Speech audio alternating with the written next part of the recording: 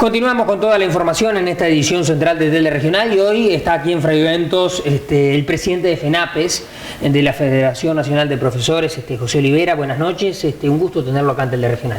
Muy buenas noches, un saludo a la teleaudiencia, un gusto estar aquí hoy. Bueno, lo primero que tengo que preguntarle es, lógicamente, están en un año de decisión del presupuesto para todo el periodo de gobierno. ¿Cómo lo ven? Así es, y yo creo que ahí debe haber un compromiso muy importante del conjunto de la sociedad en un año además muy particular atravesado por la pandemia.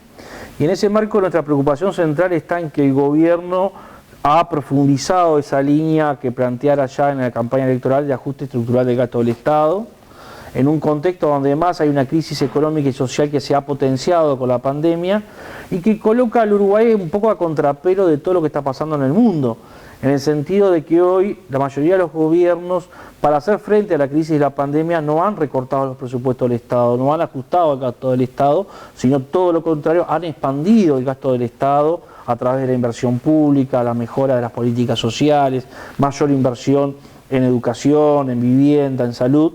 Y bueno, un poco es lo preocupante que nosotros tenemos en este contexto donde aquellos 900 millones de dólares que se anunciaban en campaña que se iban a recortar del presupuesto del Estado, hoy efectivamente se está cambiando en ese sentido y va a afectar sin lugar a dudas la vida de la sociedad en su conjunto. Cuando dice se va a cortar y se va a afectar, ¿qué se va a perder? ¿Horas docentes? ¿Se van a perder cursos? ¿Se van a perder construcciones de centros educativos? ¿Qué es lo que ustedes ven? Sí, mira, en líneas generales, Martín, yo te diría que el presupuesto educativo, comparado en términos de Producto Bruto Interno, si yo me paro en el 2020 y hago la proyección que hace el gobierno del 2024, va a tener una menor participación, con lo cual cada vez nos alejamos más del 6% del PBI para la educación, largamente reclamado por el conjunto de los sindicatos de la educación. En ese contexto, la ANEP es el único organismo de la educación que año tras año va bajando su participación en el presupuesto del Estado. Y eso se traduce en cosas concretas. A nosotros nos están llegando los informes recientes de nuestro representante en el Consejo de Educación Secundaria, donde nos habla de una reducción para el 2021 de entre 40.000 y 50.000 horas docentes. Esto, sin lugar a dudas, va a impactar negativamente en las condiciones de aprendizaje de los estudiantes, pero también en las condiciones de trabajo del conjunto de los trabajadores. ¿Y por dónde pasaría ese recorte presupuestal? Aumentar la cantidad de estudiantes por grupos y allí reducir la cantidad de grupos a disposición mediante la elección de horas del cuerpo docente. Esto es un cambio drástico. Nosotros veníamos trabajando en los últimos años de grupos promediales en ciclo básico de 25 estudiantes por grupo. Se pasa a grupos promediales de 30.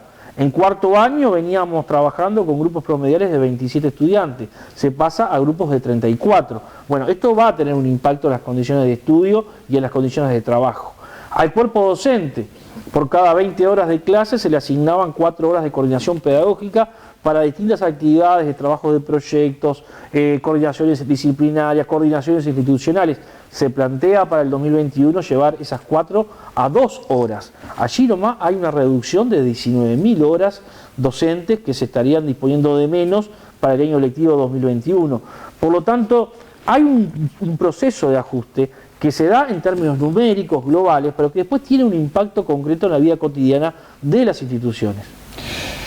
Con esta situación, ¿ustedes se van a movilizar? ¿Van a planificar movilizaciones en corto, mediano y largo plazo, dependiendo de cómo avance la negociación? Nosotros creemos que en este año muy particular hay que tener mucho cuidado al momento de colocar movilizaciones. Estamos militando fuertemente hacia un paro general nacional de 24 horas de todo el PCNT junto a la Intersocial para el próximo jueves 17. Es claro que el tema no se agota en esta instancia parlamentaria, sino que hay que pensarlo a mediano plazo. Una pregunta interesante que le vamos a colocar a todo el sistema político y en especial a los diputados de cada departamento: ¿cómo piensa traducir la preocupación por la educación pública que en cada campaña nos plantean en la instancia presupuestal? Porque lo peligroso del presupuesto que hoy plantea el Poder Ejecutivo, que es de recorte directo hacia el 2021, es de congelamiento en los próximos años posterior al 2021, aun cuando el mismo Poder Ejecutivo plantea que va a haber un crecimiento económico. Por lo tanto, yo creo que el sistema político tiene que dar respuestas también en términos de mediano plazo. Y nosotros, en ese sentido, vamos a ser muy responsables, muy cautos, en que sin abandonar lo que hay que pelear en términos de la necesidad presupuestal que tiene el organismo para beneficiar a los estudiantes, para beneficiar a los trabajadores, para beneficiar en definitiva a la educación pública, también tenemos que ir en paralelo generando las condiciones de llegar al conjunto de la sociedad, de que este es un tema que nos compromete y nos ocupa a todas y a todos, y las movilizaciones no quiere decir esto que no se vayan a hacer, pero también hay que tener claro que no todo se agota en esta instancia del presupuesto nacional. Olivera, los docentes a nivel de secundaria, la forma de trabajo y el contrato de trabajo establece que es presencial, ¿verdad? Sí, efectivamente. No había obligación de, si uno lo mira contractualmente y basándonos en la letra, de hacer, dar clases por Zoom, por ejemplo. Eso no está contemplado si nos ponemos estrictos, ¿verdad? A ver, yo creo que todo el sistema educativo público uruguayo no estaba preparado para la virtualidad. Ahí está. Ese es un primer paso. Segundo paso... La eventualidad demuestra que los docentes dedicaron muchas horas. Sí, muchas más horas de que fuera un trabajo presencial. Aunque el contrato no lo estableciera. No, mira. Hay que cambiar eso pensando en esta situación y pensando en futuro. Nosotros vamos a hacer un estudio junto con algunos académicos de la Facultad de Humanidades y Ciencias de la Educación y la red Estrado, que es una red internacional de académicos vinculados al área social, para relevar ciertas informaciones, porque estamos viendo también algunas generalizaciones de cuestiones que no están documentadas, que no están basadas en evidencias. Y una de esas cuestiones que vamos a revelar fueron qué prácticas o qué acciones tomaron los docentes en el marco de la pandemia para mantener el vínculo pedagógico con el estudiante, con la familia. ¿Qué implicó eso en términos de sus condiciones? ¿Quién les aportó las herramientas? ¿Tuvieron conectividad gratis? ¿La tuvieron que pagar de su bolsillo? ¿Tuvieron una computadora que le vendió la administración o la compraron de su bolsillo? ¿Cuántas horas insumió eso?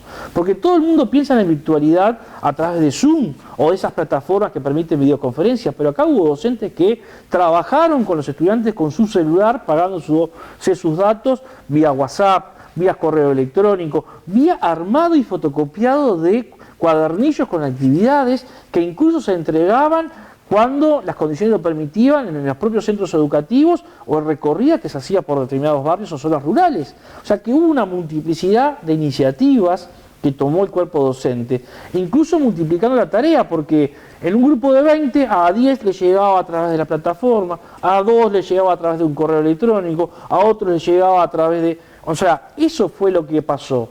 Y lo que igual demuestra son dos cosas que son importantes. Una, la educación está basada en la presencialidad. No hay hecho, no hay acto educativo, sino es a partir de la interacción directa, presencial, en un mismo espacio, en un mismo tiempo, del estudiante y del docente.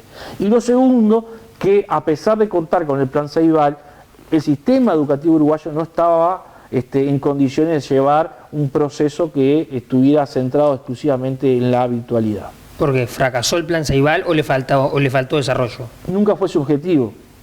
Porque una cosa es que yo incorpore las tecnologías de la información y la comunicación al proceso de enseñanza y de aprendizaje, otra cosa es que yo diga que el proceso de enseñanza y aprendizaje se va a hacer exclusivamente a través de ese mecanismo. Son dos dimensiones distintas e incluso hay que tener mucho cuidado porque hoy las grandes corporaciones vinculadas a las tecnologías de la información y la comunicación quieren transformar el hecho educativo, quieren transformar a las instituciones educativas y basarlas exclusivamente en esa virtualidad, porque claramente allí tienen una oportunidad de negocio también.